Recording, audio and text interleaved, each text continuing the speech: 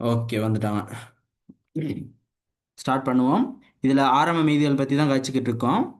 இதில் மோட்டார் வாகனம் 5 லட்சம் இருக்குது, சரக்கிருப்பு 2 லட்சம் இருக்குது, காசு 3 லட்சம் இருக்குது, வங்கி கடன் 2 லட்சம் இருக்குது, கடன் கொடுத்தோர் 1 லட்சம், மூலதனம்னு சொல்லி 5 லட்சம் இருக்குது. இதில் எது சொத்து, எது பொறுப்பு, எது உரிமைன்னு தெரியும் தானே? வங்கி கடன் என்னது வணிகத்துக்கு? ஆமாம். பொறுப்பு அண்ணா. பொறுப்பு. கடன் கொடுத்தோர் பொறுப்புண்ணா. என்னது? பொறுப்பு அண்ணா. மூலதனம் பொறுப்புண்ணா. என்னது? உரிமை சொல்லுங்க. அண்ணா. உரிமை. வெரி உரிமை. குட். அவ்வளவு. மூலதனம் உரிமை. இனி இதுல கன்ஃபியூஷன் வருமா? மூலதனம் என்னதுன்னு சொல்லி. மூலதனம் என்பது உரிமை. ஏன்னா உரிமையாளர் உரிமை வணிகத்துக்கு அண்ணா. காசு கொண்டு வந்து கொடுக்கிறாரா இருந்தா அந்த காசு என்ற சொத்து வரும். அடுத்து வந்து உரிமை. அந்த மூலதனம் என்பது ஒரு உரிமை, அந்த உரிமையும் வரும். சரியா? மூலதனம் என்பது உரிமை. இது சரிண்ணா. அவலத்தையும் ஆரம்ப சரிங்க மீதியில அண்ணா. கொண்டு போய் போட்டீங்களா? ஓ அண்ணா. ம். போட்டுட்டு அப்படியே விட்டுறது இல்ல. என்ன செய்யணும்? சரியா இருக்கான்னு செக் பண்ணணும். எப்படி? சொத்துக்கள், மோட்டார் வாகனம், சரக்கிருப்பு, காசு, இது மூணுமே சொத்து. அப்ப இது மூணையும் கூட்டினா எவ்வளவு வருது? 8 லட்சம். 8 லட்சம் 7 வருது. லட்சம் அண்ணா. 8 லட்சம். 8 லட்சம் வருது. 7 லட்சம் தானே? எவ்வளோ? மோட்டார் வாகனம் 5 லட்சம் இருக்கு, சரக்கிருப்பு எவ்வளவு இருக்கு? 2 லட்சம், 7 லட்சம், காசு வந்து 2 1 லட்சம். லட்சம். சரியா? காசு வந்து 1 லட்சம், 8 லட்சம். சரியா? சொத்துக்கள் மொத்தம் அப்ப எத்தனை லட்சம் இருக்கு? 8 லட்சம் இருக்கு. 8 இது லட்சம். இது சரிதானே? இது மூணு தான் சொத்து. ஓ அண்ணா. ஆ. போண்ணா. அடுத்து வங்கி கடன் எவ்வளவு இருக்கு? 2 லட்சம். கடன் 8 லட்சம். கொடுத்தோர் எவ்வளவு இருக்கு? 1 ஒரு லட்சம். லட்சம். அப்ப இது ரெண்டையும் கூட்டினா பொறுப்பு எவ்வளவு இருக்கு? 3 லட்சம் அண்ணா. 3 லட்சம். அடுத்து மூலதனம் 3 எவ்வளவு லட்சம். இருக்கு? 5 லட்சம். 5 அப்போ லட்சம். உரிமையையும் பொறுப்பையும் கூட்டினா 8 லட்சம் வருது. சொத்து 8 லட்சம் இருக்கு. அப்ப கிளியர் தானே ஆரம்ப மீதிகள்? ஓ அண்ணா. ஓகே. அப்ப ஆரம்ப மீதியில எந்த பிரச்சனையும் இல்லை. இப்ப அடுத்த விஷயங்களை நம்ம கீழே டிஸ்கஸ் பண்ணோம்னா சரி. இப்ப கொடுக்கல் வாங்கலுக்கு நேரடியா போகலாம். ஆரம்ப மீதிகள் எந்த பிரச்சனையும் இல்லை. அப்ப ஆரம்ப மீதி அப்படியே கொண்டு வந்து இங்க போட்டுட்டோம். இப்ப அடுத்து கொடுக்கல் வாங்கலுக்கு போவோமா? முதலாவது விஷயம், சரி அண்ணா. உரிமையாளரினால் மேலதிக மூலதனமாக 2 லட்சம் ஈடுபடுத்தப்பட்டது. மூலதனமா 2 லட்சம், மேலதிக மூலதனம்னு சொன்னாலும் அதே பதிவு தான், மூலதனம்னு சொன்னாலும் அதே பதிவு தான். இப்போ ஒரு ஆள் சொல்லுங்க, ஒரு ஆள். சரியா? இப்ப எனக்கு அந்த சரி, கிருத்திகா சொல்லுங்க பார்ப்போம். உரிமையாளரினால் மேலதிக மூலதனமாக 2 லட்சம் ஈடுபடுத்தப்பட்டது. இதுக்கான பதிவு எப்படி வரும்?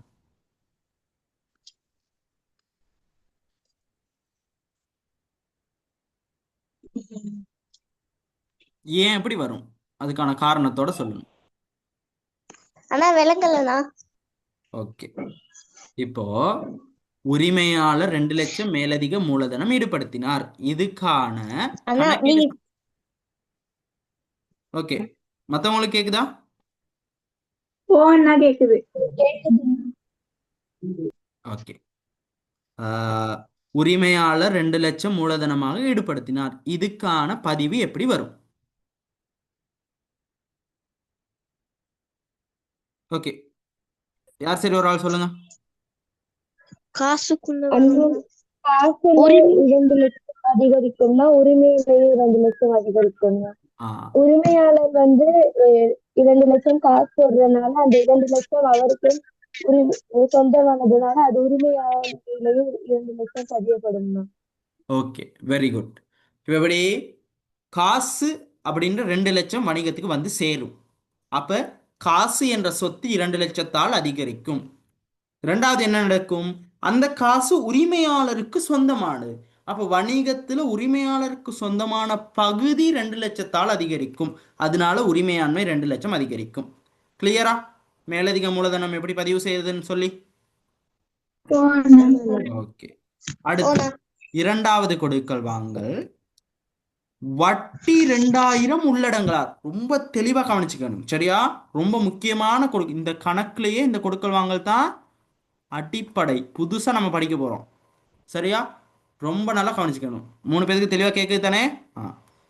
ஓ அண்ணா கேக்குது. வட்டி போண்ணா. 2000 உள்ளடங்கலாக வட்டி 2000 உள்ளடங்கலாக வங்கி தவணை கட்டணம் வங்கி கடன் தவணை கட்டணம் 20,000 செலுத்தப்பட்டுச்சு. வங்கி கடன் வாங்கியிருக்கோம் தானே, அதுல வட்டி 2000 உள்ளடங்கலாக இருக்கு, அதோட சேர்த்து 20,000 தவணை கட்டணம் கொடுத்துட்டோம். அப்ப மொத்தமா எவ்வளவு காசு நம்ம எடுத்து கொடுத்துருப்போம்? 22,000. 22,000 ஓகே, திருப்பி ஒரு வாசிக்கிறேன், நல்லா கேட்டுக்கணும். வட்டி 2000 உள்ளடங்கலாக, வட்டி 2000தோட சேர்த்து தான் 20,000 காசு கொடுத்துருக்கோம். அப்ப இந்த 20,000த்துக்குள்ள வட்டி 2000 உள்ளடங்கலாக அப்படின்னு சொன்னா இந்த 20,000த்துக்குள்ள இந்த 2000 இருக்கு. 20,000த்துக்குள்ள 2000 இருக்கு. வட்டி 2000 உள்ளடங்கலாக வங்கி தவணை கட்டணம் 20,000 செலுத்தப்பட்டுச்சு. பேங்க் லோன் வந்து தவணை கட்டணம் 20,000 கொடுத்துருக்கோம். அந்த 20,000த்தில் 2000 உள்ளடங்கலாகன்னு சொன்னா என்ன அர்த்தம்னா இந்த 20,000த்துக்குள்ள இருக்கு இந்த 2000. இப்ப சொல்லுங்க பாப்போம் எவ்வளவு காசு கொடுத்துருப்போன்னு. 18,000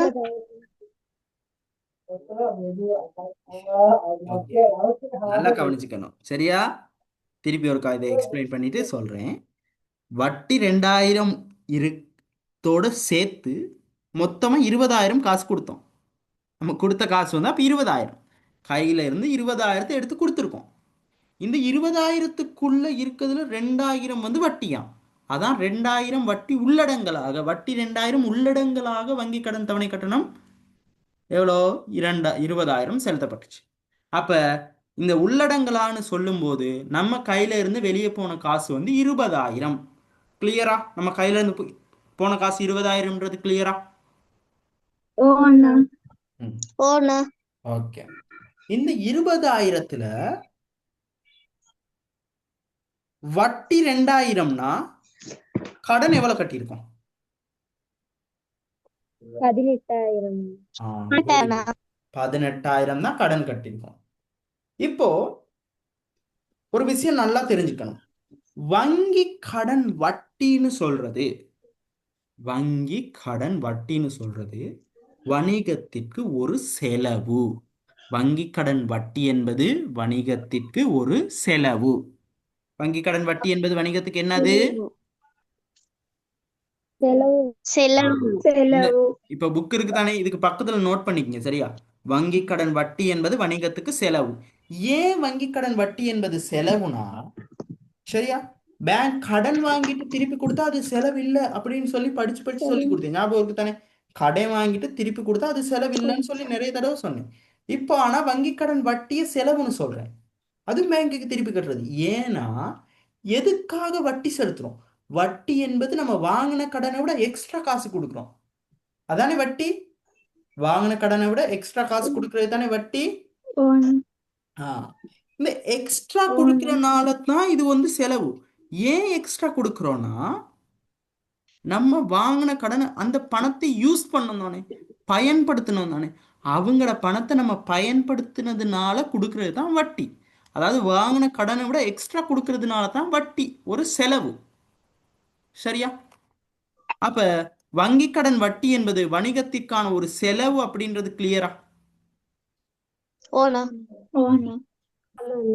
செலவுக்கு காசு கொடுத்தா உரிமையில குறைப்பமா பொறுப்புல குறைப்பமா?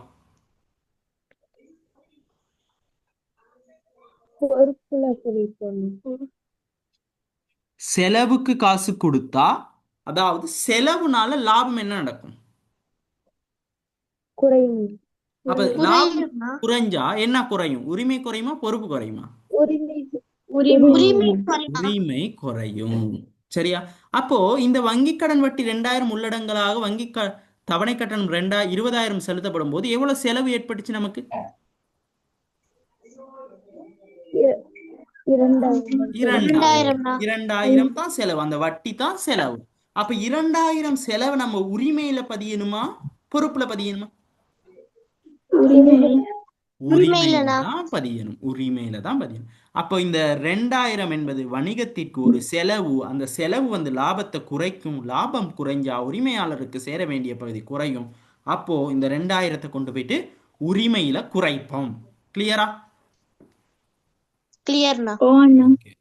இப்போ மிகுதி இருக்க 18,000 நல்லா கவனிச்சுக்கணும். மிகுதி இருக்க 18,000 கடன் குறையும் தானே? கடனை திருப்பி கொடுத்தா கடன் குறையும் தானே? ஆ அப்போ வங்கி கடன் எவ்வளவால குறைவடையும்? 18,000ஆல குறைவடையும். கிளியரா? ஏன்னா கடன் வாங்கின கடன்ல 18,000 தான் கொடுத்துருக்கோம், மீதி 2,000 வட்டி தான் கொடுத்துருக்கோம். அந்த வட்டி வந்து எக்ஸ்ட்ரா கொடுத்த காசு செலவு. கிளியர் தானே? இப்ப இப்போ வங்கி கடன் வட்டி உள்ளடங்கலாக செலுத்தப்பட்டது அப்படியே இருந்தா அந்த வட்டியை எங்க பதியணும் அப்படின்றது கிளியரா? வட்டியை எங்க பதியணும்? வட்டி என்பது ஒரு வணிகத்துக்கான செலவு. அப்ப வட்டி என்பது செலவுனால அதை உரிமையில குறைக்கணும். வட்டி கழித்து மிகுதி 20,000த்துல 2,000 வட்டி கழித்து மிகுதி 18,000 தான் கடன் குறையும். அப்ப பொறுப்புல குறைக்க வேண்டியது 18,000. அது கிளியர் தானே? அடுத்த விஷயம், நம்ம எவ்வளவு காசு எடுத்து கொடுத்தோமோ அந்த அளவு காசு குறையும் தானே? நம்ம 20,000 காசு லாட்சில இருந்து எடுத்து கொடுத்த மாதிரி இருந்தா 20,000 காசு குறையும். அப்ப காசுல 20,000 குறைக்கணும். அது கிளியரா? ஓகே, ரொம்ப முக்கியமான விஷயம். சரியா? அப்போ ஒரு வங்கி கடனுக்கு தவணை கட்டணம் செலுத்தப்படும் போது அந்த தவணை கட்டணத்தினுள் வட்டி இருந்தா எப்படி நம்ம கணக்கீடு சமன்பாட்டுல பதியணும் அப்படின்ற விஷயம் சரியா? கிளியரா? விளங்கிடுச்சா? இந்த கேள்வியை செஞ்சதுக்கான அடிப்படை, இந்த கேள்வி நமக்கு கொடுத்ததுக்கான காரணமே இந்த விஷயம்தான். இந்த விஷயத்தை நம்ம விளங்கிக்கணுன்றதுக்காக தான் இந்த கேள்வியே இங்க வந்திருக்கு. இந்த விஷயம் விளங்கிருச்சா? ஓகே. எதுவும் டவுட் இப்பவுமே கேட்டுருங்க. சரியா? பிறகு டவுட் வந்தா கேளுங்க, அதெல்லாம் பிரச்சனை இல்லை. இப்பவும் கேட்டுக்கிறது நல்ல. அடுத்த விஷயத்துக்கு போவோம். இப்ப சரியா? அடுத்த விஷயத்துக்கு போவோம். நல்லா அண்டர்ஸ்டாண்ட் பண்ணீங்க. அடுத்த விஷயம், 1,00,000 பெறுமதியான சரக்குகள் மீள் விற்பனை நோக்கம் கருதி கடனுக்கு கொள்வனவு செய்யப்பட்டுச்சு. இதுக்கான பதிவு சொல்லுங்க. இது மேலே டிஸ்கஸ் பண்ணது. சரக்கிருப்புல 1,00,000 அதிகரிக்கும்னா கடன் கடன் கொடுத்த பொறுப்புல வந்து 1,00,000 அதிகரிக்கும். Very good. அவ்வளவுதான். மொத்தம் கிளியர் தானே? அதாவது பொறுப்புல 1,00,000 அதிகரிக்கும், இருப்பு 1,00,000 அதிகரிக்கும். அவ்வளவுதான்.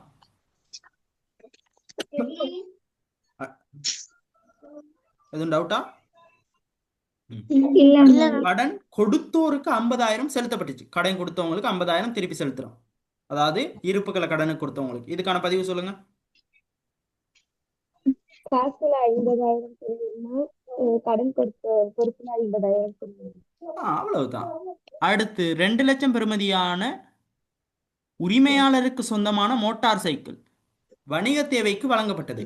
உரிமையாளருக்கு சொந்தமான 2,00,000 பெறுமதியான மோட்டார் வாகனம் வணிகத்துக்கு கொடுத்துட்டாரு. அப்ப என்ன நடக்கும்? மோட்டார் வாகனம் 2,00,000 அதிகரிக்கும்னா வெரி குட். உரிமையில 2,00,000 அதிகரிக்கும்னா வெரி குட். ஏன் உரிமை அதிகரிக்கும்? அது உரிமையாளருக்கு சொந்தமானது. அது முதலாவது கொடுக்கல் வாங்கல் மாதிரியே தான். 2,00,000 காசு கொடுத்த மாதிரி தான். இப்ப 2,00,000 பெறுமதியான மோட்டார் வாகனத்துக்கு கொடுத்துட்டாரு. அவ்வளவுதான். முதல்ல காசுல அதிகரிச்சிச்சு, உரிமையில அதிகரிச்சிச்சு. இப்ப மோட்டார் வாகனத்துல அதிகரிக்கும், உரிமையில அதிகரிக்கும். கிளியர் தானே? இதுக்கு பேரும் மேலதிக மூலதனம் தான். இதுக்கு பேரும் என்னது? மேலதிக மூலதனம் தான். காசாவும் கொடுக்கலாம், ஏனைய சொத்துக்களாவும் கொடுக்கலாம். சரியா?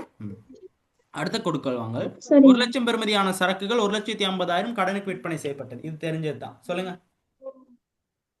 1,00,000 பெறுமதியான சரக்கு 1,50,000 கடனுக்கு விற்பனை. சொல்லுங்க.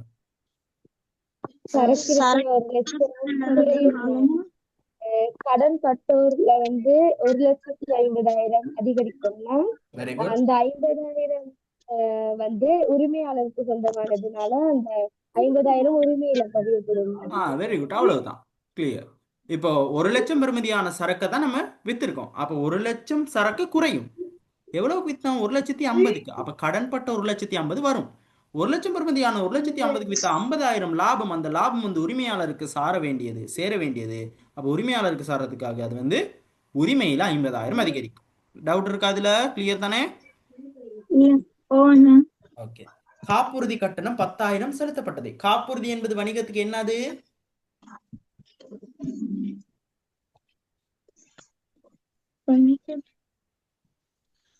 என்னது? செலவு. செலவு. இப்போ இன்சூரன்ஸ் காசு கொடுக்கிறது செலவு. சரியா? ஏன்னா அது ஷுவரா திருப்பி கிடைக்குமான்னு நமக்கு தெரியாது. ஏதாச்சும் ஆபத்து ஏற்பட்டால் தான் அந்த காசு நமக்கு திருப்பி கிடைக்கும். அப்ப காப்புறுதி கட்டணம் என்பது ஒரு வணிகத்துக்கு செலவு. காப்புறுதி கட்டணம் என்பது நல்லா ஞாபகம் வச்சுக்கணும். காப்புறுதி கட்டணம் என்பது வணிகத்துக்கு என்னது? செலவு. ஒரு செலவு. ஓகே. காப்புறுதி கட்டணம் என்பது ஒரு செலவு. இப்போ செலவு இதை எப்படி பதியணும்னு சொல்லுங்க பாப்போம். காசுல 10,000 குறையும்னா உரிமையில 10,000 குறையும். Very good. காசுல 10,000 குறையும், உரிமையில 10,000 குறையும். ஏன்னா செலவுனா லாபம் குறையும், லாபம் குறைஞ்சா உரிமை குறையும். கிளியர் தானே? ஓனா. அடுத்த விஷயம். கடன் பட்டோரிடமிருந்து 70,000 பெறப்பட்டுச்சு. கடன் பட்டோர் யாரு நமக்கு? சொத்து. கடன் பட்டோரிலிருந்து 70,000 வாங்கினா எப்படி பதியணும்? கடன் பெற்றோர்ல இருந்து 70,000 குறையும்னா காசுல 70,000 கூடுனா. அவ்வளவுதான். Very good. அடுத்த விஷயம், வணிகத்திலிருந்து உரிமையாளரின் வீட்டு மின்சார கட்டணம். உரிமையாளருக்கு வீட்டு மின்சார கட்டணம் 5,000 செலுத்தப்பட்டது. வணிகத்து காசுல உரிமையாளருக்கு வீட்டு மின்சாரம் கட்டணம். இதுக்கு பேர் என்ன? இந்த கொடுக்கல் வாங்கலுக்கு பேர் என்னது? பற்று அண்ணா. Very good. பற்று. பற்று. உரிமையாளர் சொந்த தேவைக்கு எடுத்தா பற்று. அப்ப இதை எப்படி பதிவு செய்யறது? காசுல காசுல 5,000 குறையும்னா உரிமையில உரிமையில 5,000 குறையும். காசு 50,000 குறையும், உரிமை 50,000 குறையும். அவ்வளவுதான். இப்ப அடுத்து, விற்பனை தரகு வருமானம் 10,000 கிடைச்சிச்சு. விற்பனை தரகு வருமானம் 10,000 கிடைச்சிச்சு. எப்படி பதிவு செய்யறது? காசுல காசுக்கு 10,000 அதிகரிக்கும்னா உரிமையாளருக்கு 10,000 போய் சேரணும். உரிமையாளருக்கு 10,000 போய் சேரும். ஏன்னா வருமானம்னா அது உரிமையாளருக்கு சேர வேண்டியது தானே. அப்ப காசு 10,000 அதிகரிக்கும், உரிமை 10,000 அதிகரிக்கும். Very good. அவ்வளவுதான். இந்த விஷயமெல்லாம் கிளியரா? ஓனா. ஓகே. அப்ப இந்த இடத்துல நம்ம புதுசா படிச்ச கொடுக்கல் வாங்கல் இந்த ரெண்டாவது கொடுக்கல் வாங்கல் முதல்ல சொன்ன விஷயமே தான். இந்த ரெண்டாவது கொடுக்கல் வாங்கல் அண்டர்ஸ்டாண்ட் விளங்கிருச்சா?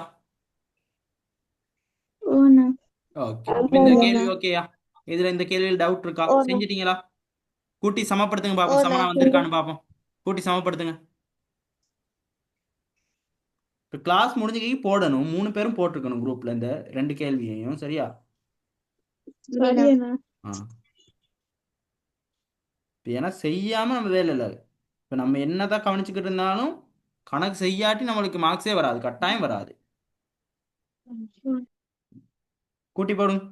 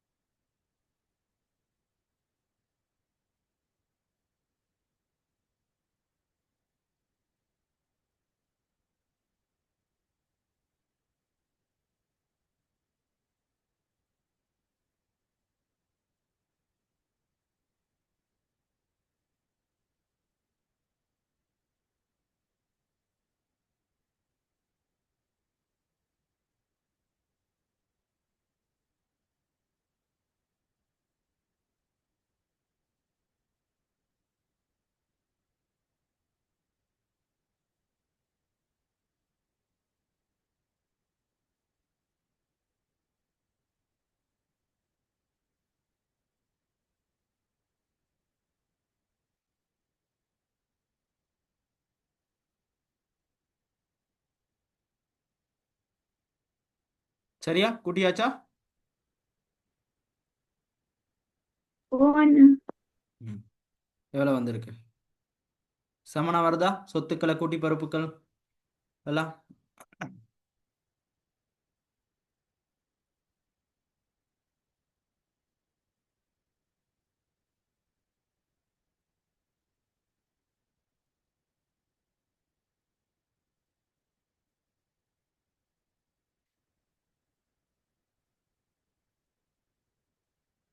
சமனா வந்துருச்சா? பாருங்க சமனா வந்திருக்கானு.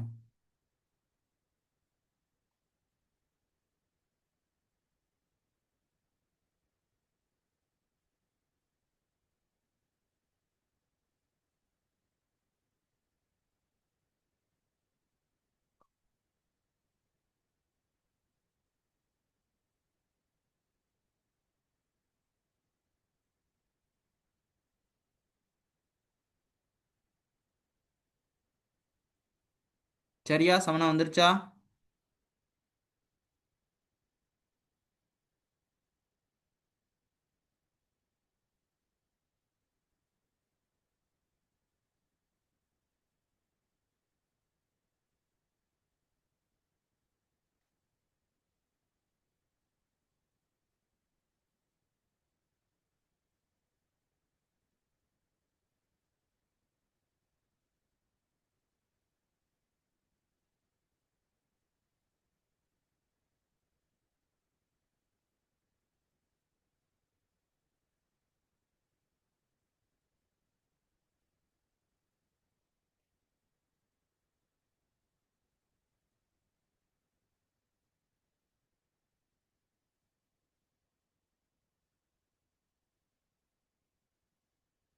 சரி,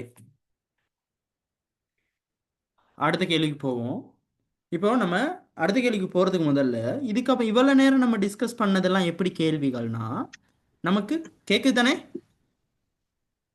போன கேக்குது. ஓகே, ஓனா கேக்குது. நல்லா கவனிச்சுக்கணும். இவ்வளவு நேரம் நம்ம டிஸ்கஸ் பண்ணதெல்லாம் எப்படியாப்பட்ட கேள்விகள்னா நம்மளுக்கு அவங்க கொடுக்கல் வாங்கலை கொடுத்துட்டாங்க. அவங்க என்ன செஞ்சுட்டாங்க? கொடுக்கல் வாங்கலை நமக்கு கொடுத்துட்டாங்க. இப்போ இதுக்கப்புறம் என்ன செய்ய போறோம்னா நம்மளுக்கு அவங்க பதிஞ்சு கொடுக்க போறாங்க. நம்மளுக்கு ஃபைனல்ல கேள்வி வந்து ரெண்டு விதமா வரலாம். இப்போ இவ்வளவு நேரம் டிஸ்கஸ் பண்ண மாதிரி கொடுக்கல் வாங்கலை கொடுத்து நம்ம பதிகிறதுக்கும் வரலாம்.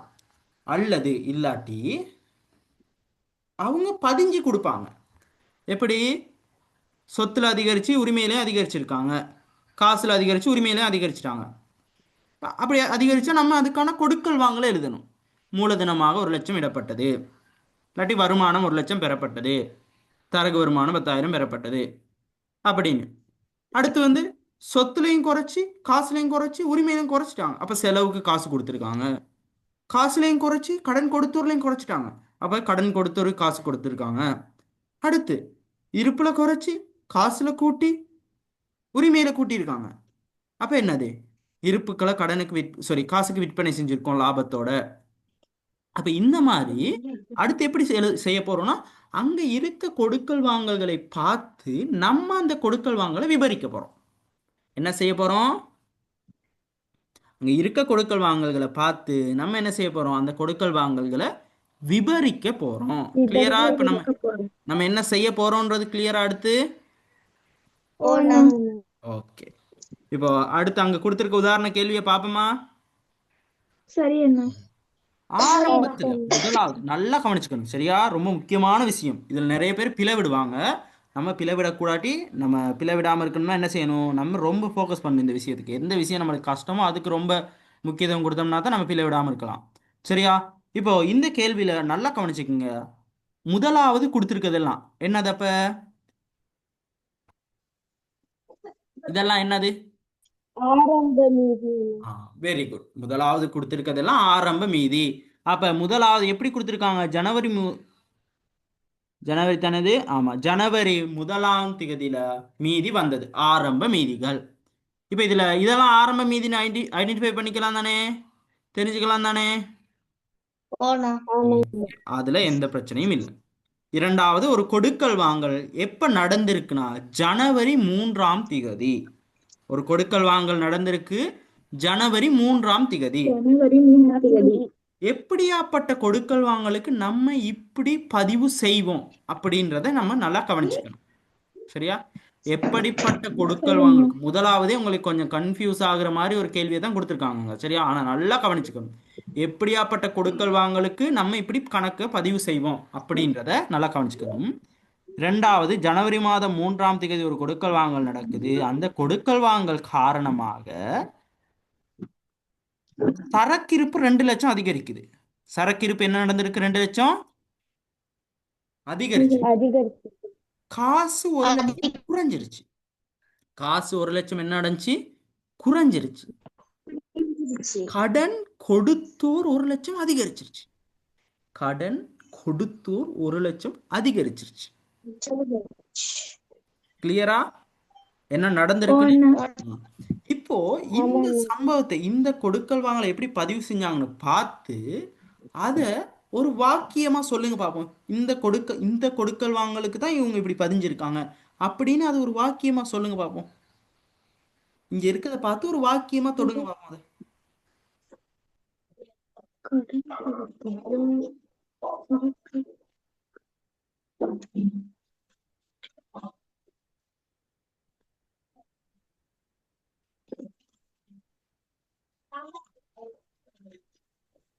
அண்ணா 1,00,000 பெறுமதியான பொருளுக்கு வந்து மேலதிகமா 1,00,000 கடன் ம் பொருட்களை கொள்வன செய்யும்.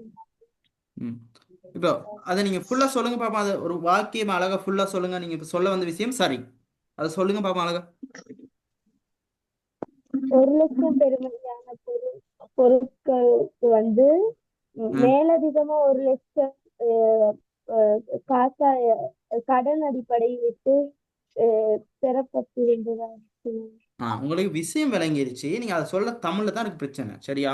இப்போ இதை எப்படி அழகா சொல்றோம்னா, மற்றவங்களும் நல்லா கவனிச்சுக்கணும், சரியா? எப்படி அழகா சொல்றேன்னா, 2,00,000 பெறுமதியான பொருட்கள், சரியா? 2,00,000 பெறுமதியான பொருட்களில் 1,00,000 காசிற்கும் 1,00,000 கடனிற்கும் கொள்வனவு செய்யப்பட்டது. 2,00,000 பெறுமதியான பொருட்கள்ல 1,00,000 காசுக்கும் 1,00,000 கடனுக்கும் வாங்கியிருக்கோம். இந்த விஷயம் தான் நீங்க சொல்ல வந்தது சாஜிகா. ஆமாம். இந்த சந்தர்ப்பத்துல 2,00,000 பெறுமதியான பொருள் நமக்கு வந்து சேரும். 1,00,000 தானே காசு கொடுத்தோம். 1,00,000 காசுக்கும் அப்ப 1,00,000 காசு கொடுத்துட்டோம். 1,00,000 கடனுக்கும் அப்ப கடன் கொடுத்தோர் அதிகரிப்பாங்க. வாங்கப்பட்டது. 2,00,000 பெறுமதியான பொருட்களில் 1,00,000 காசுக்கும் 1,00,000 கடனுக்கும் கொள்வனவு செய்யப்பட்டது. கிளியரா? இப்ப இது வந்து கொஞ்சம் லெவல்ல உள்ளது, சரியா? நம்ம இந்த சிச்சுவேஷனை விளங்கி கொண்டு நம்ம அழகா தமிழ்ல அதை அழகா சொன்னோம்னா சரி, அந்த வாக்கியமா தொடுத்து சொன்னோம்னா சரி. அடுத்த விஷயம் போகும் இப்ப, சரியா? நல்லா கவனிச்சுக்கணும். 20,000 காசு குறையுது, 20,000 உரிமை குறையுது. என்ன மாதிரி கொடுக்கல் வாங்கலுக்கு இதை இப்படி பதிவு? 20,000 காசு குறையுது, 20,000 உரிமையும் குறையுது. என்ன மாதிரி கொடுக்கல் வாங்கலுக்கு இப்படி நம்ம பதிவு?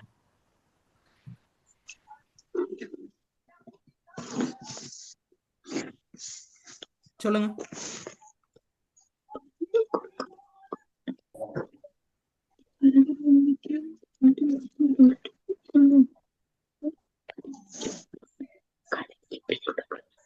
கடன் பட்டோரிடம் சொல்லுங்க, ஒரு ஆள் சொல்லுங்க. கடன் பட்டோரிடம் இருந்து பெறப்பட்டதுன்னா, கடன் பட்டோர்ட்ட இருந்து வாங்கினா, சரியா, காசு என்ன நடக்கும்? கடன் பட்டோர்ட்ட இருந்து வாங்கினா காசு என்ன நடக்கும்? காசு குறையுனா உரிமை கூடுனா? கடன் பட்டோர்கிட்ட இருந்து வாங்கினா முதலாவது கடன் பட்டோர்ல பதிவு செஞ்சிருக்கணும். கடன் பட்டோர் குறைஞ்சிருக்கணும், காசு அதிகரிச்சிருக்கணும்.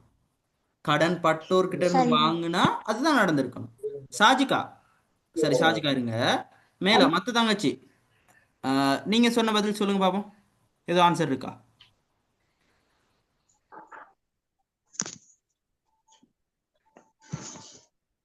ஓகே சாஜிகா, இப்ப நீங்க உங்களோட ஆன்சர் சொல்லுங்க. சம்பளத்துக்காக ஓகே, 20,000 கொடுக்கப்பட்டிருக்கலாம். Very good. அதான் இப்ப என்னன்னா, செலவுக்காக காசு செலுத்தப்பட்டுச்சு. முதலாவது ஒரு கொடுக்கல் வாங்கல். செலவுக்காக காசு கொடுத்தா தான் இப்படியாப்பட்ட பதிவை பதிவோம். நம்ம மேல பதிஞ்சோம் தானே.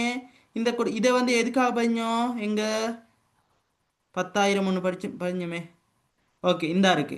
இது வந்து என்னது?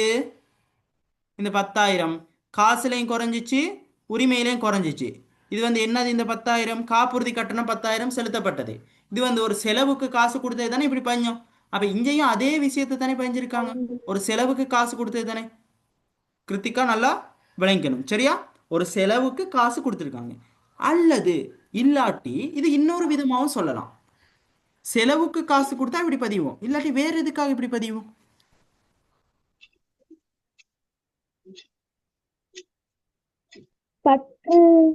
வெரி குட், அதேதான் விஷயம். பற்று நடந்தாலும் இப்படித்தான் பதிவோம். மேல பாருங்க, பற்று நடந்தாலும் இப்படியே தானே பதிஞ்சோம். உரிமை குறையுது, அடுத்து என்ன குறைஞ்சி? இந்த விஷயம், காசு குறைஞ்சிச்சு. உரிமையும் குறைஞ்சு காசும் குறைஞ்சிச்சு. அதாவது உரிமையாளர் வீட்டு மின்சார கட்டணத்தை கட்டினாரு, அதுக்கும் இப்படித்தானே பதிங்க. அப்ப பற்று 20,000 மேற்கொள்ளப்பட்டது அல்லது செலவுக்காக 20,000 செலுத்தப்பட்டது, இப்படித்தான் எழுதணும். இந்த கொடுக்கல் வாங்கலை எப்படி விவரிக்கிறது? பற்று 20,000, காசு பற்று 20,000 அல்லது செலவுக்காக 20,000 செலுத்தப்பட்டது. இது ரெண்டுல ஏதாச்சும் ஒண்ணு எழுதினாலே சரி. கிளியரா? ஓண்ணா. ஓகே. இந்த ரெக்கார்டிங் எல்லாம் அடுத்தடுத்து பாருங்க, ஏன்னா ஒரே தடவையில் இது அண்டர்ஸ்டாண்ட் ஆகாது. நீ திருப்பி திருப்பி பார்க்குற நேரம் தான் உங்களுக்கு இந்த விஷயம் விளங்கும். சரியா? கிளாஸ்ல இருக்க நம்ம முடிச்சு எடுக்கிறேன். சரியா? இப்போ அடுத்த கொடுக்கல் வாங்கல் ரொம்ப முக்கியமான விஷயம். காசு 60,000 கொடுக்குறோம், காசு 60,000 குறையுது, உரிமை 10,000 குறையுது, வங்கி கடன் 50,000 குறையுது. இதுக்கான கொடுக்கல் வாங்கல் சொல்லுங்க பாப்போம். வட்டி 10,000 உள்ளடங்கலாக 60,000 தவணை கட்டணம், கடன் தவணை கட்டணம் செலுத்தப்பட்டது. Very good, very good. அவ்வளவுதான். வங்கி கடன் தவணை கட்டணம் 10,000 வட்டி உள்ளடங்கலாக 60,000 செலுத்தப்பட்டது. இல்லாட்டி 10,000 வட்டி உள்ளடங்கலாக வங்கி கடன் தவணை கட்டணம் 60,000 செலுத்தப்பட்டது. அவ்வளவுதான். இதே கொடுக்கல் வாங்கல், இதே விஷயத்தை இங்க பஞ்சம் தானே. 20,000 காசு குறைஞ்சிச்சு, 2,000 உரிமை குறைஞ்சிச்சு, வங்கி கடன் 18,000 குறைஞ்சிச்சு. அதே விஷயத்தான் இங்க கொடுத்துருக்காங்க. உங்களுக்கு அங்கேயும் புதுசா ஒண்ணுமே சொல்ல போறது இல்லை, இந்த விஷயங்களை தான் அங்கேயும் சொல்ல போறாங்க. அந்த சிச்சுவேஷன் அண்டர்ஸ்டாண்ட் பண்ணி எழுதணும்னா சரி. சரியா? சரி. ஓகே. எப்படி நல்லா கவனிச்சுக்கணும். 60,000 காசு கொடுத்துருக்கோம், 50,000 கடன் குறையுது, 10,000 உரிமை குறையுது. அப்ப இதுக்கு எப்படி எழுதணும்? 60,000 வங்கி கடன் தவணை கட்டணம், இதில் 10,000 வட்டி, இப்படி எழுதலாம். சரியா? அடுத்த கொடுக்கலாம். சரியா? சரக்கிருப்பு 2,000 குறையுது, கடன் பட்டோர் 2 லட்சம் சரக்கிருப்பு குறையுது, கடன் பட்டோர் 3 லட்சம் அதிகரிக்குது, உரிமை 1 லட்சம் அதிகரிக்குது. இதுக்கான கொடுக்கல் வாங்கல் சொல்லுங்க.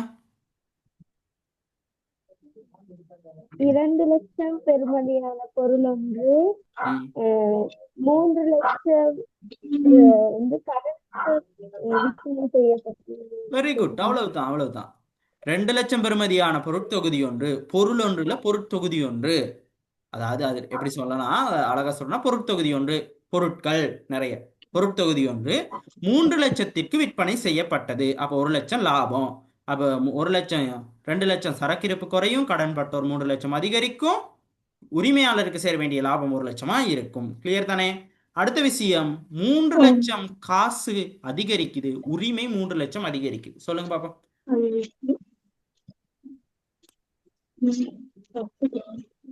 சொல்லுங்க. உரிமையாளர் மூலதனம் மேலதிக மூலதனம் உரிமையாளர் மேலதிக மூலதனம் 3 லட்சம் ஈடுபடுத்தினார். உரிமையாளர் மேலதிக மூலதனம் 3 லட்சம் ஈடுபடுத்தினார். அடுத்த விஷயம், 1 லட்சம் காசு என்ன நடக்குது? குறையுது, கடன் கொடுத்தோர் 1 லட்சம் அதிகரிக்கிறாங்க. 1 லட்சம் காசு குறையுது, 1 லட்சம் கடன் கொடுத்தோர் குறையிறாங்க. காசு குறையுது, கடன் கொடுத்தோரும் குறையிறாங்க. இதுக்கான இரட்டை பதிவுள்ள கொடுக்கல் வாங்கல்.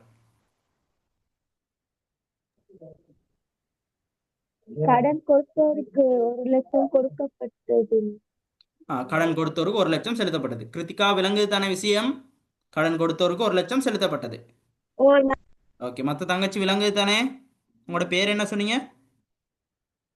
ஜதுர்ஷிகா அண்ணா. ஜதுர்ஷிகா. ஓகே, விளங்குது தானே? ஓகே. இப்ப அடுத்த விஷயம், கடன் பட்டோர் 4 லட்சம் குறையுது, காசு 4 லட்சம் அதிகரிக்குது. கடன் பட்டோர் 4 லட்சம் குறையுது, காசு 4 லட்சம் அதிகரிக்குது. சொல்லுங்க பாப்போம் கொடுக்கல் வாங்கல்.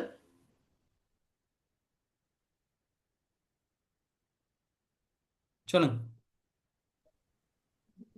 கடன் பட்டோரிடமிருந்து 4 லட்சம் பெறப்பட்டது. அவ்வளவுதான், முடிஞ்சு. கடன் பட்டோரிடமிருந்து 4 லட்சம் பெறப்பட்டது. கடன் பட்டோர் அப்ப 4 லட்சம் குறையும், காசு 4 லட்சம் அதிகரிக்கும். கடன் பட்டோரிடமிருந்து 4 லட்சம் பெறப்பட்டது, கடன் பட்டோர் 4 லட்சம் குறையும், காசு 4 லட்சம் அதிகரிக்கும். இந்த 2 கேள்வி தான் உங்களுக்கு இந்த பாடத்துல இருந்து வரப்போகுது. சரியா? அது இல்லாம என்னது, ஆரம்ப உரிமை கண்டுபிடிக்க வரலாம், ஆரம்ப பொறுப்பு கண்டுபிடிக்க வரலாம். விளங்குச்சா? இந்த அணுகுமுறையில் எப்படி ஒரு கேள்வியை சேருதுன்னு சொல்லி, அதாவது அவங்க கொடுக்கல் வாங்கலை கொடுத்துருக்காங்க, நம்ம பதிவு செய்யணும். இப்போ அவங்க பதிவு செஞ்சு கொடுத்துருக்காங்க, நம்ம கொடுக்கல் வாங்கல் எழுதுறோம். இந்த 2 விஷயமும் எப்படி செய்யறதுன்னு விளங்குச்சா? ஒரு ஐடியா ஒன்று வந்திருக்கா இந்த பாட சம்பந்தமா? ஓண்ணா. ஓகே, இதுல எதுவும் டவுட் இருக்கா? இல்ல அண்ணா. டவுட், கட்டாயம் டவுட் வரும். எப்போ வரும்? நம்ம நிறைய கேள்வி செஞ்சா டவுட் வரும். சரியா? அடுத்த கிளாஸ்ல நீங்க என்ன செய்யணும், இல்ல. இதுல வந்து இந்த இந்த கேள்வி அவ்வளவு நீங்க திருப்பி செஞ்சிருக்கணும். சரியா? இப்ப நீங்க செஞ்சீங்க தானே, மேல 2 சரி அண்ணா. கேள்வியும் அதை குரூப்ல கட்டாயம் போடணும். சரியா? குரூப்ல அந்த 2 கேள்வியும் போடுங்க. சரி அண்ணா. அடுத்த கிளாஸ்ல இந்த விஷயத்தை செஞ்சு போடணும், இந்த கேள்வியை செஞ்சு போடணும். சரியா? இந்த கேள்வி இங்க கொடுத்துருக்காங்க பாருங்க.